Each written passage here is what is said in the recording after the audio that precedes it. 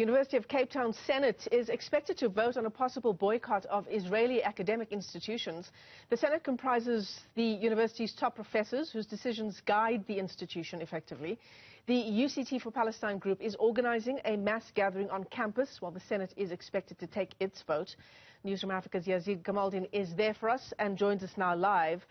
And Yazeed, I wonder what discussions would have gone into it outside of the very obvious discussions, and you know, how do we have any predictions? Is there any way that the Senate can be persuaded to vote one way or the other? How is this going to work today?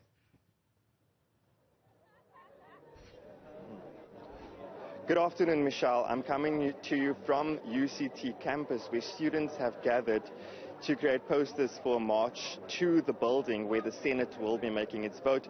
Now, to answer your question, it's not the first time that the Senate has been asked to vote in favor of a boycott against Israeli academic institutions.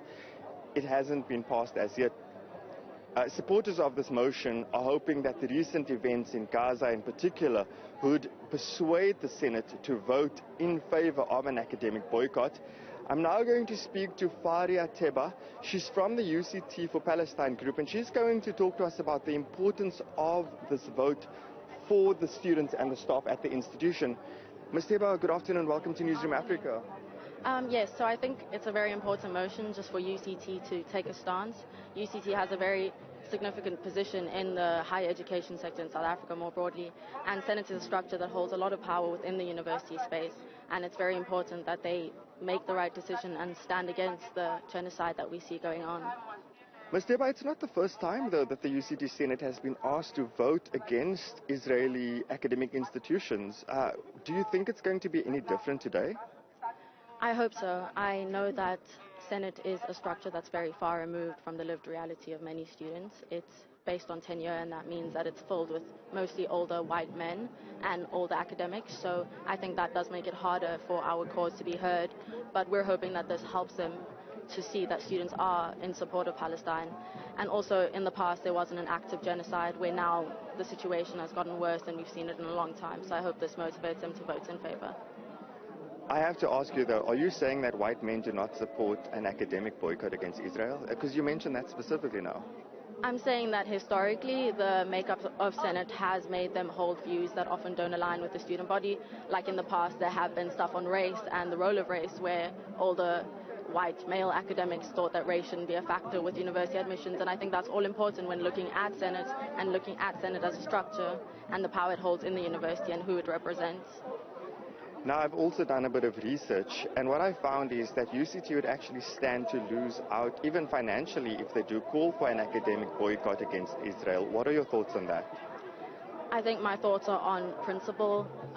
Every institution does stand to lose money based on a boycott, but when there's a genocide going on, you can't prioritize funds. I think it's time we put students over funders, we put people over profit, and UCT claims to be an institution committed to justice, with that being one of their principles for Vision 2030. You can't claim to be a just university and support and work with universities that are enabling a genocide.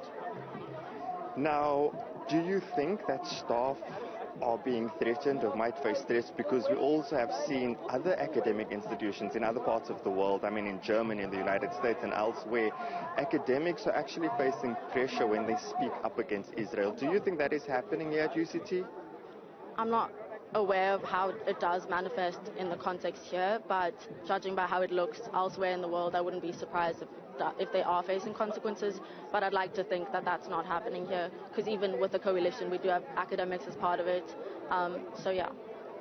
Well, thank you so much, Ms. Teba. So Michelle, that's where we will leave it for now. The Senate is expected to start its meeting at 2 p.m. It runs until 4 p.m. and within that period they will be deliberating over the motion. They will, of course, then vote. Now, the students, and I believe some staff will join them as well, have organized the protest, and they will be at the venue until about 4 p.m. And we'll come back to you on updates on the story, Michelle. Yeah, absolutely. A story we're watching very closely. Yazeed Kamaldien, live to us there from the campus at UCT. Thanks.